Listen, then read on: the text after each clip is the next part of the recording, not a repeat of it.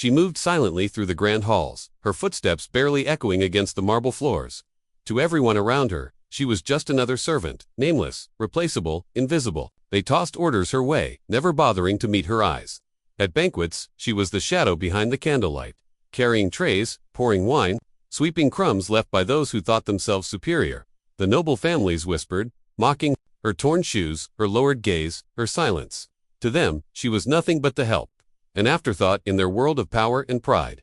But even in her silence, her eyes carried a depth, a quiet storm no one dared to notice. She endured the cruelty not because she was weak, but because she was waiting, watching, learning. Every insult stored like a weapon, every moment of humiliation sharpening something deep within her. She wore one item that never left her hand, a plain silver ring. To the nobles, it was worthless, a trinket from a forgotten past. But she never removed it, no matter how harshly they mocked her for clinging to a piece of cheap metal. What no one knew was that the ring was no ordinary keepsake. Hidden beneath its worn surface was something more, something that could change everything. The palace lit up for the annual festival of triumph, where the lords and generals gathered to boast of wars won and lands conquered. Servants were ordered to prepare feasts that would last for days, polishing gold goblets until their arms ached. She was among them, moving like a shadow, pouring wine for men who never once saw her face. They laughed about victories, told stories of blood and glory, and mocked those too weak to carry a blade. One noble in particular, Lord Kale, sneered at her. He shoved an empty cup into her hands and said, "Servants like you wouldn't last a single hour in battle. You exist to clean the dirt beneath our boots." The hall erupted in cruel laughter. She bowed her head, hiding her clenched fists, but the ring on her finger pulsed faintly under the golden light of the feast. That night, when she returned to her quarters, she traced the ring with her thumb. Faint lines shimmered, forming strange symbols that no ordinary eye could understand. She whispered to herself, "Not yet. They aren't ready to see." Days later, chaos erupted.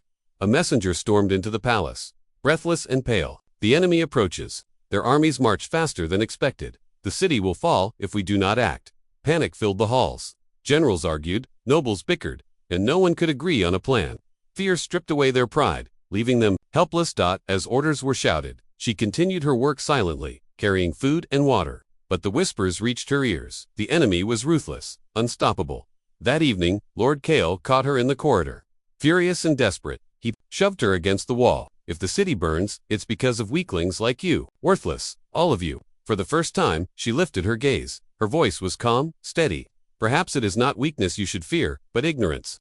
Lord Kale scoffed and stormed away, but for a fleeting second, he felt something in her eyes, something sharp, unyielding, dangerous. That night, as the city trembled, she sat in silence. Her ring glowed brighter than ever. The symbols were clearer now. The war code was awakening. The enemy breached the outer gates. The palace shook under the roar of war. Guards rushed through the halls. Nobles screamed for safety, and chaos consumed the kingdom. She stood in the great hall, surrounded by fear. No one noticed her at first until the glow of her ring pierced the smoke-filled air. Gasps spread across the room as the silver band blazed with symbols etched in firelight. The war code, an ancient mark of the kingdom's lost guardians. Legends spoke of warriors who bore it, chosen not by blood but by fate. "Impossible," a general whispered. "That code was destroyed generations ago." She raised her hand, and the symbols expanded into the air, forming patterns, strategies, and commands. It was not just a ring, it was a map, a weapon, a command seal. The nobles froze. The servant they had mocked now stood at the center of the hall, her presence commanding silence. "For years," she said, her voice steady, "you treated me as nothing. But this kingdom was not built on pride, it was built on sacrifice. And tonight, you will follow me, or you will fall." The generals hesitated, their arrogance clashing with fear. But the enemy's war drums thundered closer, shaking the palace walls. They had no choice. She stepped forward, her ring glowing. Like fire against the night, the war code shifted, revealing ancient formations, traps, and signals. Soldiers, desperate for guidance, rallied behind her. At the gates, she raised her hand, and the army moved with precision unlike anything they had seen. Her commands were sharp, her vision flawless.